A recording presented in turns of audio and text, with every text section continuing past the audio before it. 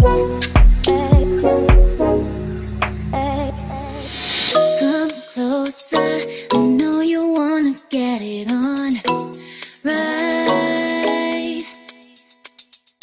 Stay longer, 'cause babe, it's gonna be a long night. Thank you for clicking to my videos again. This is Marie. So today I'll be showing you how I recreated Miss Nadine Lustre's look. This is her look. I tried copying this look. This is what my inspiration was, and I hope you guys will like it. If you do, please do like this video, thumbs it up, comment down below kung sino yung next na gusto nyong gayahin ko. And if you haven't already, please do subscribe to my channel so we can be friends and we can support each other. So without further ado, please keep on watching. Okay, so let's start with my Milani concealer. So this is in their light 02, number 02. This is their Retouch Plus Erase Light Lifting Concealer. As you can see, I have so many blemishes right now. So I'm just gonna try to like conceal it. We'll see how it goes. But basically, I'm just putting it mostly all over my face. So I'm just putting it all over my face as kind of like a foundation and just blending it all together with this beauty blend.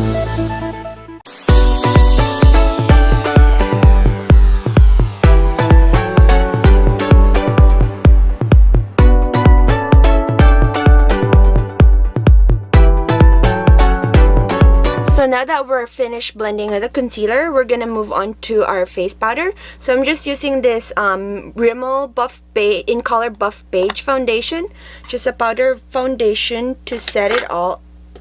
And I'm just using a regular brush to put it all over my face.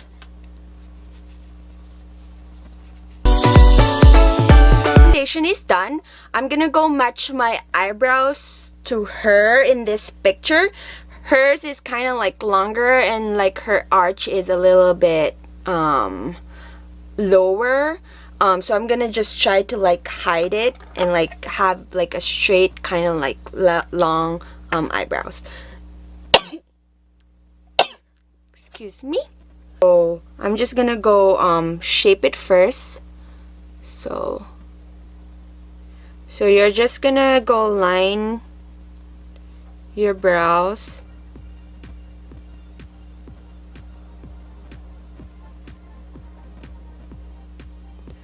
So, yung arch niya, medyo nandito na siya, sa medyo kaline na siya ng end of my eye. So, I'm just gonna try to like, have a cut there at the end. And that's where I'm gonna bring it down. Para lang mas mahaba yung itsura niya, like yung kanya. Medyo mas mahaba, tas medyo mas mababa nga yung arch. So, just gonna go try and like mimic that smaller arch or like lower arch.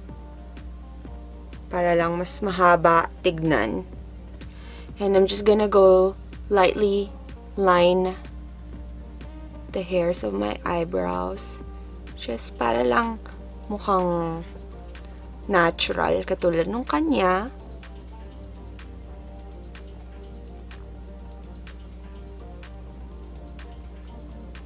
So, dapat pataas yung stroke ng brush mo para mas mukhang natural tignan. If you want bushy, make it bushy.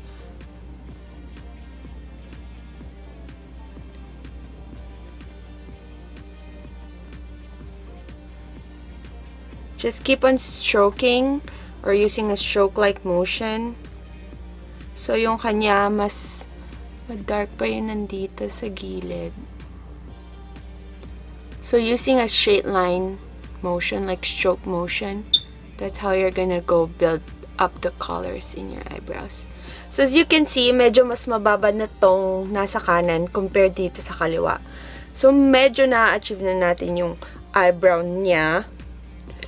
Kahit hindi sobrang eksakto. So, we're just gonna try our best and I'm not really a makeup artist, so I'm just doing this like whatever.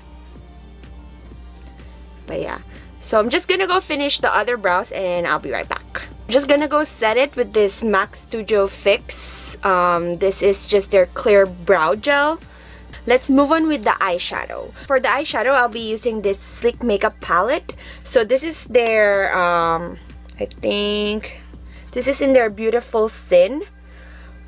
So these are all the colors that they have. And in Nadine's picture, she has like kind of bronzy and bronzy gold eye look. Okay, so what I've learned about this palette, kailangan mas kamay mo or yung daliri mo yung gagamitin instead of a brush, because medyo hindi kumakapit yung colors niya sa brushes.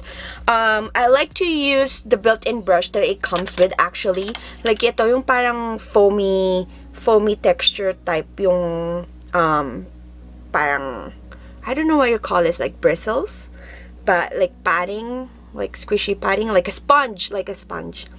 So it's better to apply it with this or with fingers. So I will just use the first color as a base. So this one right here, this is their kind of like brown color, and I will just dip my finger into it and put it all over my lid. So you can go all over, kahit mataas yung lagayan mo, it's okay.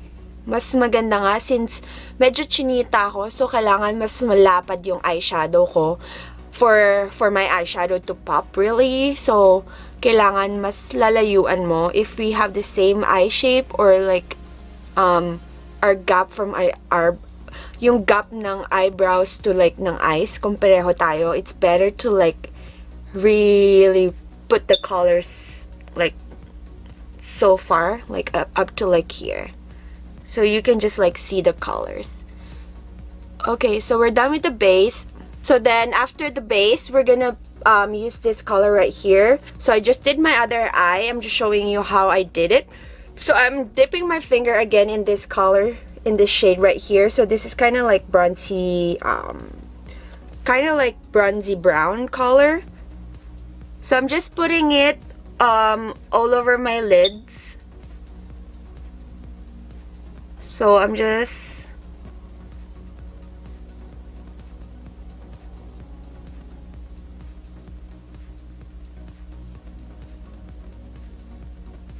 and then whatever left on our fingers, just put it in the bottom of your eyes. This is just to create a smokier effect. And after that, dip your finger again in the first color that we put in, which is our base color, and just put it on top of that, just to like blend it all together.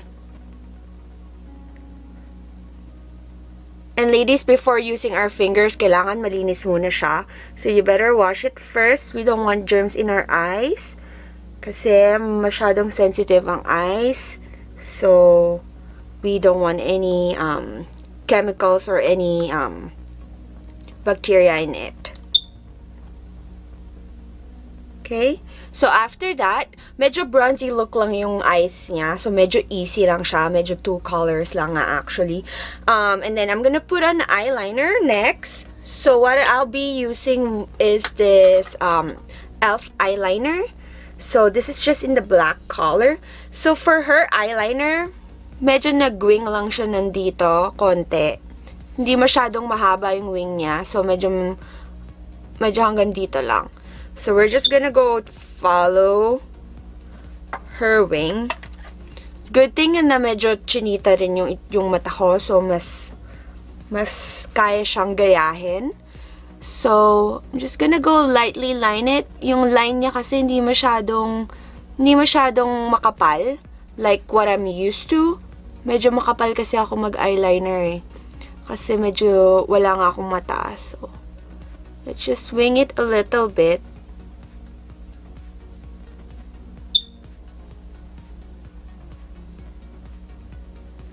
Like as closely as possible dun sa lash line.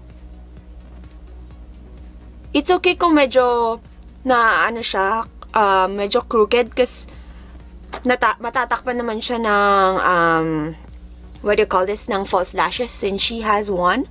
So, I'm just gonna do the other eye. Okay, now we're done with the eyeliner. I'm gonna go use a gold eyeshadow since she has a gold eyeshadow in the bottom lids. So I'll be using this color right here, mix it with this color. So I'm just gonna mix those two together, and I'll be using just a flat brush to do that because my fingers is big to even like put it in the corner or in the middle of my eye. So I'm just gonna take in this color right here and this color. So I'm just patting it in the bottom of my lids.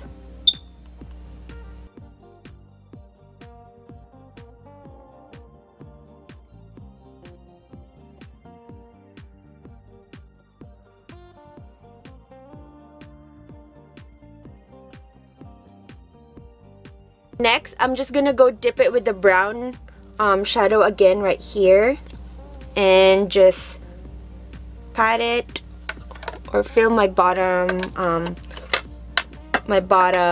eyelids with it.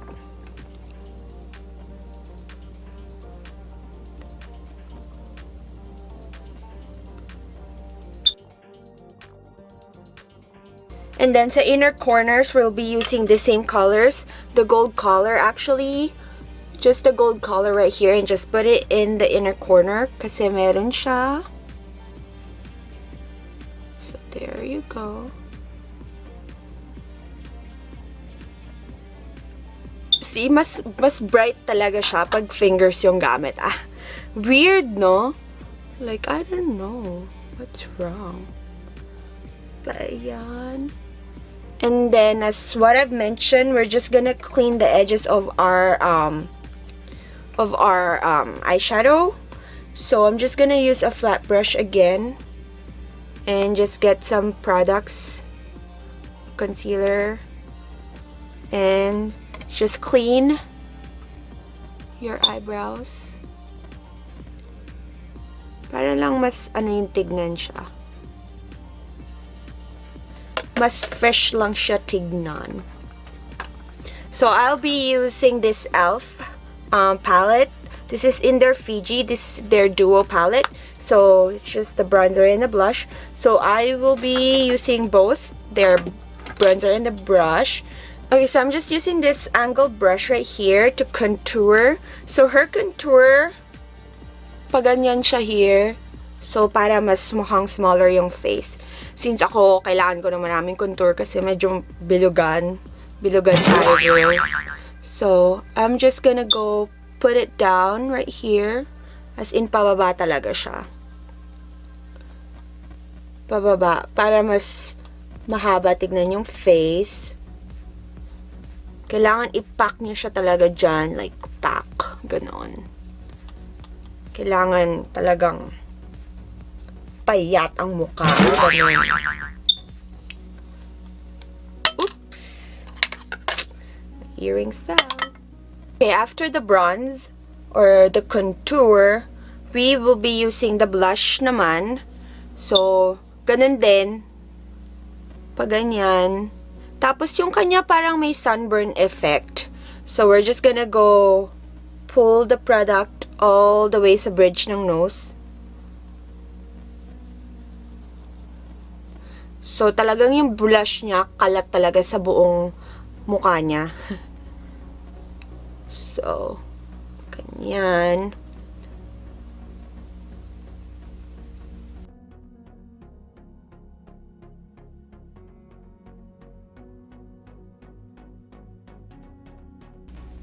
So, yung nose niya, hindi siya naka-contour actually.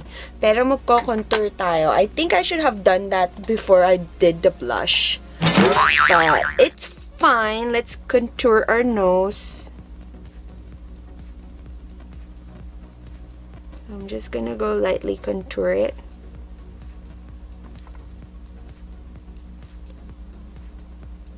So, medyo hindi ako sanay mag-contour ng nose because I don't really do this that much. Kasi wala akong time.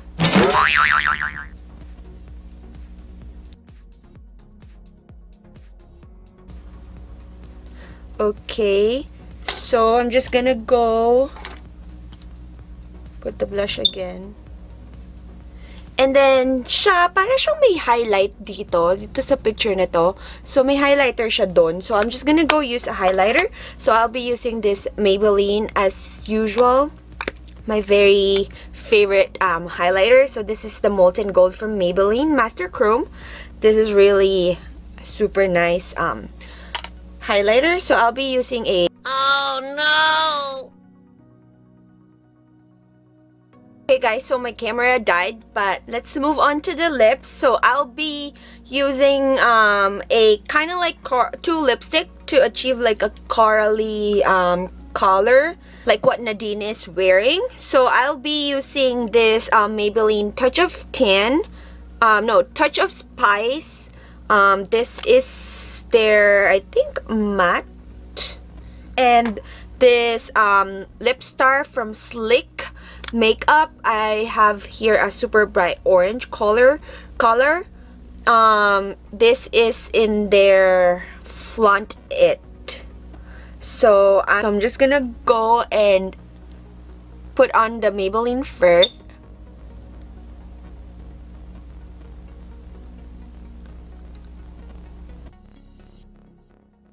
Okay, after that I'll be putting the Slick orange Flaunt It on top of that.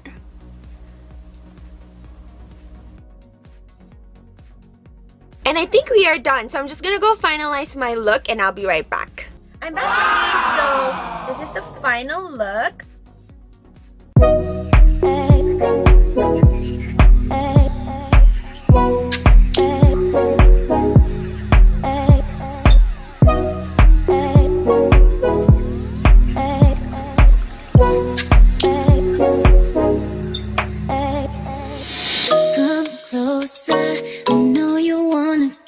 So there you go, guys. I'm not sure if I even did a good job. I don't even look like Nadine right now, but this is so far what I came up with. Ito lang yung kaya ng powers ko sa ngayon. So I hope, guys, na na-enjoy nyo to. If ever gusto nyo ng ibang videos, please do comment down below. Don't forget to like this video and I'll see you next time.